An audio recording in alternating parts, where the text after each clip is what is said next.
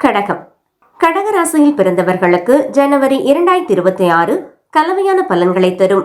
மாத தொடக்கத்தில் 4 கிரகங்கள் 6வது வீட்டில் சஞ்சரிப்பதால் உடல்நலக் குறைவுக்கான வாய்ப்புள்ளது.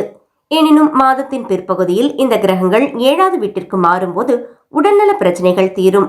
மேலும் திருமண உறவுகள் பலப்படும். இந்த மாதம் முழுவதும் 12வது வீட்டில் குரு, 2வது வீட்டில் கேது, 8வது வீட்டில் ராகு இருப்பதால் எந்த ஒரு சிறிய உடல்நல பிரச்சனைகளையும் புறக்கணிக்காமல் இருப்பது அவசியம். மேலும் நிதி விஷயங்களில் விழிப்புணர்வு தேவை. தொழில் மற்றும் உத்தியோகம். வேலையில் இருப்பவர்கள் தங்கள் கடின உழைப்பின் பலனை பெற்று பதவி உயர்வுக்கான வாய்ப்புகளை காணலாம். இருப்பினும் 6ஆம் வீட்டு கிரக சேர்க்கை காரணமாக போட்டி மற்றும் சவால்களை சந்திக்க வேண்டியிருக்கும்.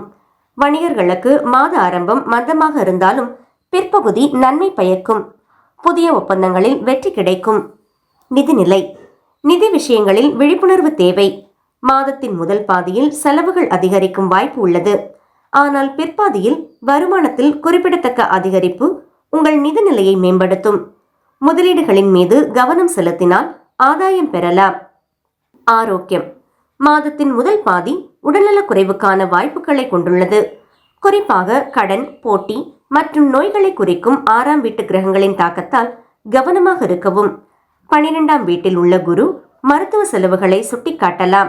மாதத்தின் பிற்பகுதியில் உடல்நல பிரச்சனைகள் தீர்ந்தாலும் 8ஆம் வீட்டு ராகுவின் காரணமாக திடீர் நோய் தொற்றுகளுக்கு வாய்ப்புள்ளது.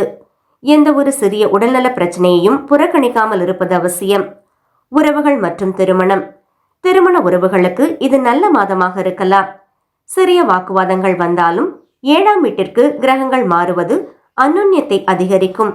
காதல் விஷயங்களில் தவறான புரிதல்களுக்கு இடம் கொடுக்காமல் எச்சரிக்கையாக இருக்க வேண்டிய நேரம் இது. மாணவர்கள். மாணவர்கள் தங்கள் படிப்பில் சவால்களை எதிர்கொள்ள நேரிடும்.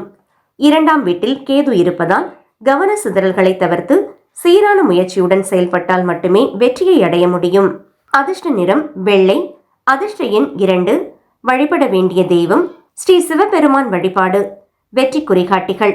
ஆரோக்கியத்தில் அலட்சியமின்மை. நிதி திட்டமிடல். 2வது பாதியில் வேகத்தை அதிகரித்தல். நீங்கள் தினமும் ஸ்ரீ சிவபெருமானை வணங்க வேண்டும். குறிப்பாக திங்கட்கிழமைகளில் சிவபெருமானுக்கு அபிஷேகம் செய்து அர்ச்சனை செய்வது உடல்நலக் குறைவுகள் மற்றும் நிதி சிக்கல்களை தீர்க்க உதவும். சிவபெருமானின் மந்திரங்களை ஜெபிப்பது மன அமைதியை தரும்.